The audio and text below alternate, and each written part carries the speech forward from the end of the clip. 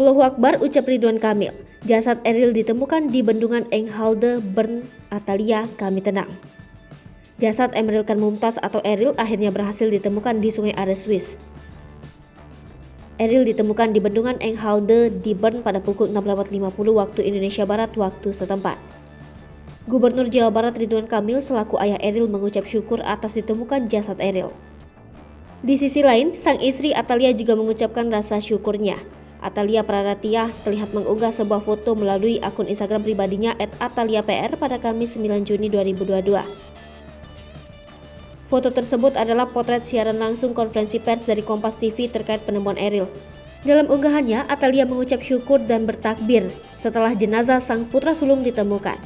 Ia juga menyatakan jasad yang ditemukan oleh kepolisian Swiss pada Rabu 8 Juni 2022 pagi memiliki kesamaan DNA dengannya.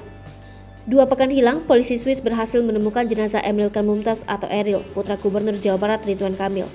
Jenazah Eril ditemukan polisi di bendungan Enghalde pada Rabu 8 Juni 2022 pagi.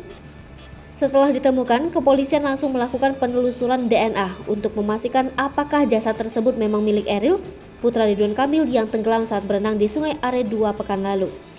Pada Kamis 9 Juni 2022 siang, pihak kepolisian menyatakan jasad tersebut memang Eril dan saat ini sedang diurus administrasi untuk proses repatriasi agar segera bisa dipulangkan ke tanah air. Menurut Ridwan Kamil dalam unggahan Instagramnya, jenazah Eril akan tiba di Bandung pada Minggu 12 Juni 2022 dan dimakamkan sehari setelahnya pada Senin 13 Juni 2022.